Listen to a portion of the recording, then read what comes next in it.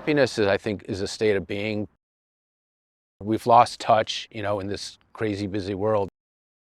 That's one of the nice things about open water swimming is that you're out in nature. You don't have all the answers. You're small. We're just a drop, in this big water, and the same thing on land in a way.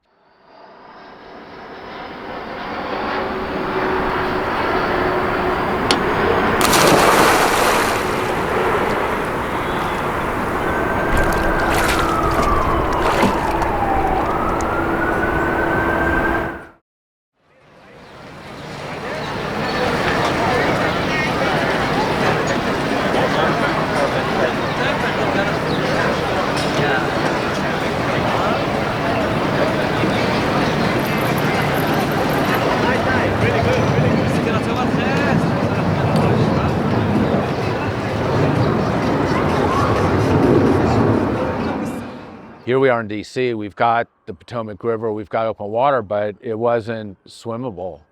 It wasn't legal. We found a place down south in Virginia where we could go. And then there was a need for, like, you could go in once in a while, you could go out to the bay, but there was nothing consistent. So I was like, let's find someplace consistent and start a program. I'm Dennis Crane. I am the founder and operator of Wave One Open Water. We've been swimming since 2009 in the Potomac River, and now we started innertides.org, which is a nonprofit that is built around the foundation of Wim Hof method, breathing, and cold therapy. And what we're doing is bringing the lessons of each together for better health and well-being. Nice job, guys. Wait for Pat to smile. You got this. There he goes. My original degree was in architecture. It's taken me a lot of years to realize that this is my home and this is where I belong, and let's figure out a way to make this happen. And it's disappointed a lot of people, but I almost don't see that I have a choice.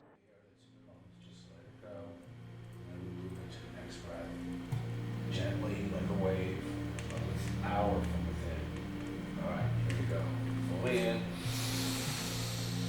let go. Fully in, and let go.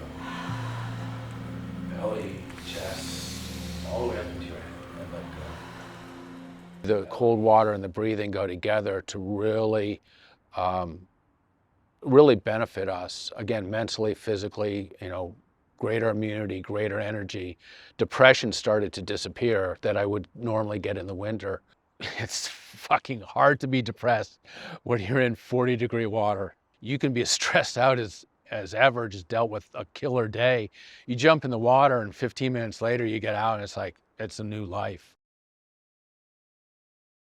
Lots of people used to swim in the Potomac River 100 years ago. Probably about 52 years ago or so, before the Clean Water Act, DC decided that because of its sewage pollution and their combined sewer system, which was discharging about 2.5 billion gallons a year of combined sewage and stormwater into the river every year, that it was a public health risk. And rather than just work to fix the combined sewer system in any timely manner, they just decided to ban swimming because of public health concerns. But it's the only city in America that we're aware of that literally banned swimming because of its sewage pollution. And the Clean Water Act, which was established in '72, it requires that all waterways are safe enough for swimming and fishing for all Americans, right? And so, the idea that our nation's capital would just ban swimming because of its sewage pollution, take that right away. This is a public resource. The Potomac River and all our waterways are public assets that belong to the people. And so to just take that resource away, we're still frustrated. Major goal of Potomac Riverkeeper is to lift the swim ban in DC and give this river back to the people in which it belongs to. In terms of the Potomac being quote unquote swimmable, I have, let's say, a wide range of what that means, but overall, for the most part, I believe that we're healthy enough to withstand a lot. Someone has put numbers on different, like E. coli and just factors in the water. And I don't know necessarily how those numbers were determined. All I know is I've been swimming in this river since the mid 2000s and have never gotten sick. That's just me. But then the other testament is through the years, we're up to like over 21,000 people that have gone through our programs here. And to my knowledge, no one has said, I swam today and got sick.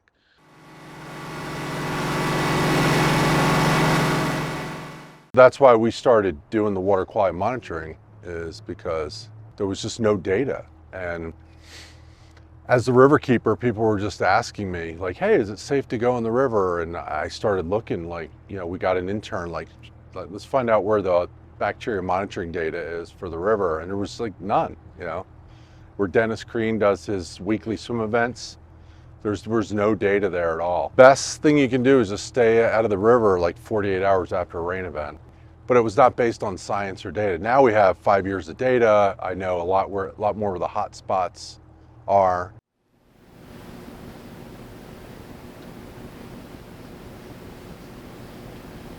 I think the public's perception of the health of the rivers is somewhat frozen in time, kind of going back to that date in the 1970s when the swim ban was first put into place.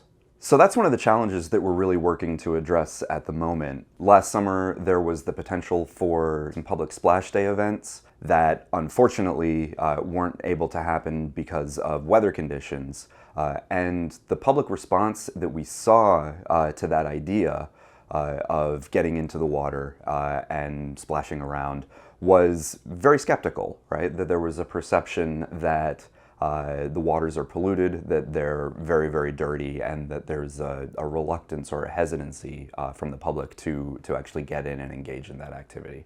When the reality that we see from the data that we collect is that very, very frequently water quality is perfectly safe for people to get into the water and to swim and have contact with that water. If you ask the DC Department of Environment and Energy, their concern is certainly focused in part on public safety and public health, and I recognize that. That's why we have our water quality monitoring program. We sample weekly. We've been doing it 5 years as a public service, and we post all this to Swim Guide. We test a lot of these areas. We know that, like the Washington Channel, for example, 85% of the time is safe enough for human contact. When I first started our sampling, DC was only sampling in 6 locations once a month, right? We need daily sampling. We're doing weekly sampling. That's all that we can afford as a nonprofit organization. So we, Potomac River Keeper, has become the public health authority to notify the public. But that is the role that these governments should be doing. And I know that DOEE wants to do this, right? But they're not provided the resources by the DC City Council. So the traditional way that we monitor and analyze for bacteria takes a long amount of time to actually process and get a result. So you collect a sample, you take it back to the lab, and then that bacteria needs to be cultured overnight. It typically takes 18 to 24 hours before you see your result. The problem there is that by the time you have your result, the results that you see are no longer really describing current conditions in the river. Things can change very rapidly. You can get spills or weather that change what the conditions in the river are. So we're partnering with USGS, the US Geological Survey, to test some new devices that can collect water samples and process and analyze those samples in a matter of hours, as opposed to overnight, a day and a half, up to 24 hours. Developing monitoring capability that gives us that result closer to the time that we collect the sample is going to be more useful for allowing us to make decisions on when it is and isn't safe for people to swim. I respect anybody's decision. If they're not comfortable getting in this river, I just hope that they look at the data, but if they still feel that way, that's fine. to me, that's just these archaic laws that are still sitting on our books, reflect a different time. And, you know, we need to, and I think if it wasn't illegal to swim in the river, maybe people's perceptions would change. But I suspect a lot of people, when they hear that it's illegal to swim, they probably think because it's nasty and that there's pollution issues that still exist, that used to exist, you know, 20, 30 years ago, that don't necessarily exist today. No. So we've had people die up here quite a few times, so we're not trying to have to do that again. Yeah. We put on the marathon race. Okay. And other races. Yeah. Work with Megan. Perfect. I just saw everybody in swim caps and stuff, and I was like, it's a little bit more than most people that we saw on the camera, but I just wanted to come up and ask. So. All right, guys, have a good one. All right, you too. Thanks.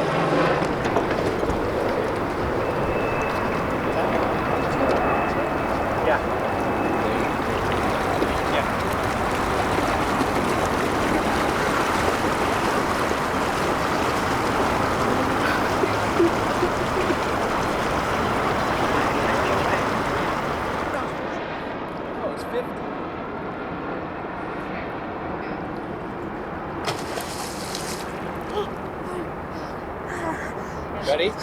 Yep.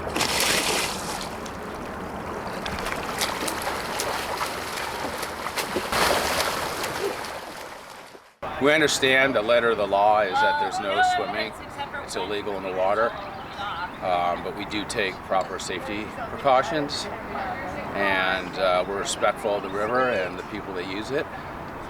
So we feel the river should be available to everybody that can swim or boat or whatever. I am optimistic that there will be swimming in district waters in the Potomac and the Anacostia River by 2030. Exactly what that looks like, I think we have a long way to go to define. The overall goal of the Clean Water Act, of course, is for all of our waters to be swimmable.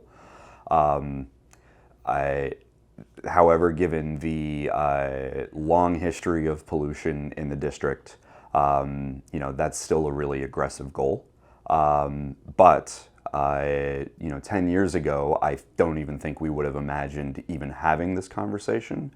And so now, as we're continuing to develop new capabilities for monitoring, trying to figure out better ways to inform the public, I think it's very, very achievable that we'll be able to swim at least some locations within the city by that date.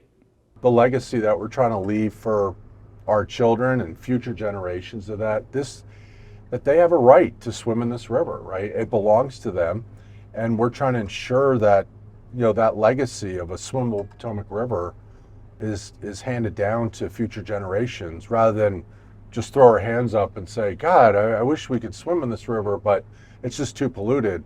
We're making concerted efforts and, you know, holding polluters accountable to fix and clean up this river, and we've made a lot of progress.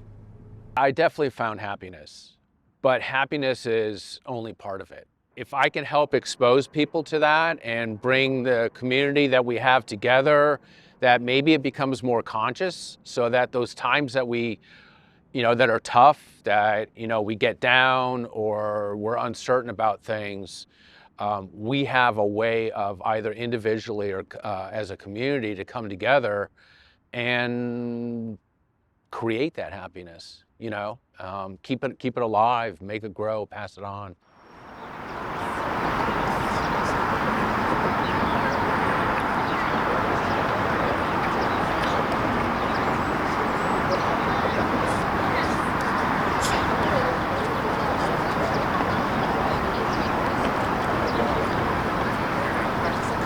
Ugh.